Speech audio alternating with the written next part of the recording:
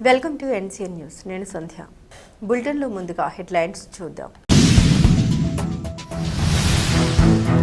Super 6 హామీల అమలుతో ప్రజల చెంతకే పాలన. రాష్ట్ర మంత్రివర్యులు కందుల దుర్గేష్.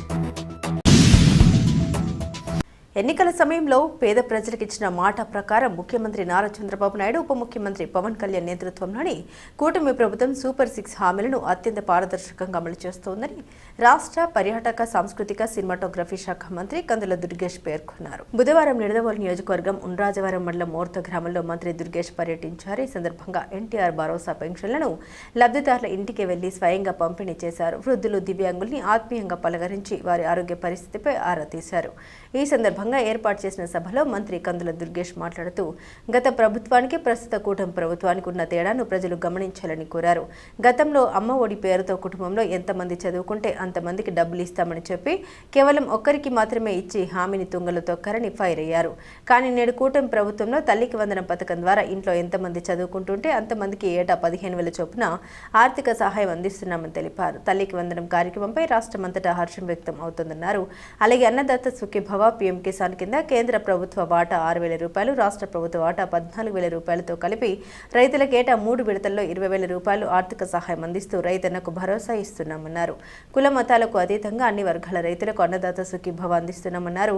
గడిచిన 22 నెలల్లో మోర్తా గ్రామంలోనే 4.25 కోట్ల రూపాయల అభివృద్ధి పనులు చేపట్టామని మంత్రి దుర్గేష్ వెల్లడించారు. ఈ కార్యక్రమంలో కూటమి నాయకులు, స్థానిక ప్రజాప్రతినిధులు మరియు ప్రభుత్వ అధికారులు పాల్గొన్నారు.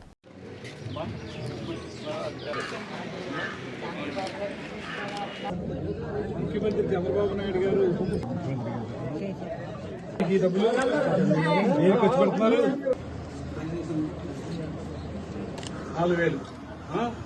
పేద ప్రజలకి ఇచ్చినటువంటి మాటలు ఏవైతే ఉన్నాయో ఆ రోజు ఎన్నికలకు ముందు ముఖ్యమంత్రి చంద్రబాబు నాయుడు గారు, ఉప ముఖ్యమంత్రి పవన్ కళ్యాణ్ గారు మొత్తం రాష్ట్రం అంతా తిరుగుతూ ఇచ్చినటువంటి హామీలు, సూపర్ 6 పథకాలు ఏవైతే ఉన్నాయో వాటన్నింటినీ కూడా అధికారంలోకి రాగానే రాష్ట్రంలో ఆర్థిక పరిస్థితి బాగోలేకపోయినా ఆ రోజు 2019-24 వరకు ఉన్నటువంటి ప్రభుత్వం మొత్తం ఖజానాన్ని ఖాళీ చేసేసి వెళ్లిపోయినా ఏనాడు కూడా వెనకంజ వేయకుండా ఇచ్చినటువంటి ప్రతి హామీని అమలు చేసుకుంటూ వస్తున్నటువంటి సందర్భాన్ని మేము గుర్తు చేస్తా ఉన్నాం. ఇవాళ అధికారంలోకి వచ్చిన వెంటనే 3,000 రూపాయల పెన్షన్ 4,000 పెంచడం, అదేవిధంగా 3,000 రూపాయలు ఇచ్చేటువంటి దివ్యాంగ పెన్షన్లని వాటిని 6,000కి పెంచడం, అదేవిధంగా పూర్తిగా మంచానికి అంటిపెట్టుకుపోయి ఉన్నటువంటి దివ్యాంగులకి 15,000 వరకు కూడా పెన్షన్లు ఇవ్వడం లాంటి సాహసోపేతమైనటువంటి కార్యక్రమాలను చేపట్టినటువంటి నాయకులు శ్రీ చంద్రబాబు నాయుడు గారు. ముఖ్యమంత్రి చంద్రబాబు నాయుడు గారి నేతృత్వంలో తల్లికి వందనం పేరుతోటి ఇంట్లో ఎంతమంది పిల్లలు చదువుకుంటుంటే వారందరికీ కూడా 15,000 రూపాయలు చొప్పున సంవత్సరానికి ఇచ్చేటువంటి కార్యక్రమానికి శ్రీకారం చుట్టినటువంటి సందర్భానికి మనం చేస్తున్నాం. తల్లికి వందనం కార్యక్రమాన్ని ఇవాళ ఏ మూలకు వెళ్లినా కూడా ప్రజలందరూ కూడా ఆహ్వానిస్తున్నారు, గొప్పగా చెప్పుకుంటున్నటువంటి సందర్భం. అదేవిధంగా అన్నదాత సుఖీభవ, ఇక్కడ చాలా మంది రైతులు వచ్చారు. 20,000 రూపాయలు మొన్ననే 3వ విడత కూడా ఇచ్చాం. మొత్తంగా చూసుకున్నప్పుడు కేంద్ర ప్రభుత్వం ఇచ్చేటువంటి 6,000 పెరగలేదు, కానీ మనం ఇచ్చేటువంటి రాష్ట్ర ప్రభుత్వం ఇచ్చేది ఎకాయికి 14,000 పెంచి మొత్తంగా 20,000 రూపాయలతోటి ప్రతి సంవత్సరం కూడా రైతు భరోసా కార్యక్రమాన్ని ఏర్పాటు చేస్తున్నటువంటి సందర్భాన్ని మీ అందరికీ గుర్తు చేస్తూ, అదే సందర్భంలో మరొక నిర్ణయం, రైతు అన్నప్పుడు రైతుకి కులం లేదు, మతం లేదు, ఎవరైనా సరే ఏ రైతైనా సరే రైతు రైతే కాబట్టి అన్ని కులాల వారికి, అన్ని మతాల వారికి కూడా ఈ రైతు భరోసా కార్యక్రమాన్ని ఇవ్వాలనేటువంటి ఆలోచనతో పూర్తి స్థాయిలో 20,000 ప్రతి ఒక్కరికి ఇస్తున్నటువంటి సందర్భాన్ని కూడా మీ అందరికీ గుర్తు చేస్తూ, స్త్రీ శక్తి అనేటువంటి పథకం ద్వారా వారందరికీ కూడా పూర్తి స్థాయిలో ఉచితంగా వారి బస్సు ప్రయాణం చేసుకునేలాగా ఏర్పాటు చేయడం మాత్రమే కాకుండా ట్రాన్స్జెండర్స్ ఎవరైతే ఉంటారో వారికి కూడా ఉచితంగా ఇవ్వడం, మొన్ననే మరో కొత్త కార్యక్రమాన్ని కూడా దివ్యాంగులు ఎవరైతే ఉన్నారో వారికి కూడా ఉచితంగా బస్సు ప్రయాణం, మగవారైనా ఆడవారైనా సరే దివ్యాంగులైతే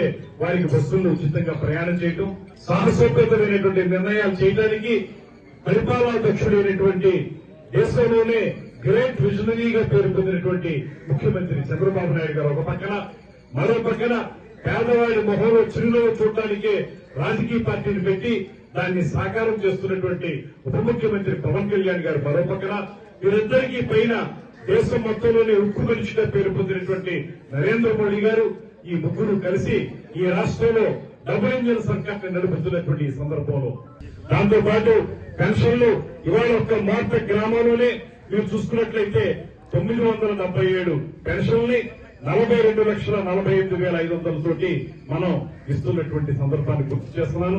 అదేవిధంగా ఇవాళ కొత్త పెన్షన్ కూడా స్పౌస్ పెన్షన్ కూడా ఈ గ్రామంలో ఇవ్వడం జరుగుతుంది.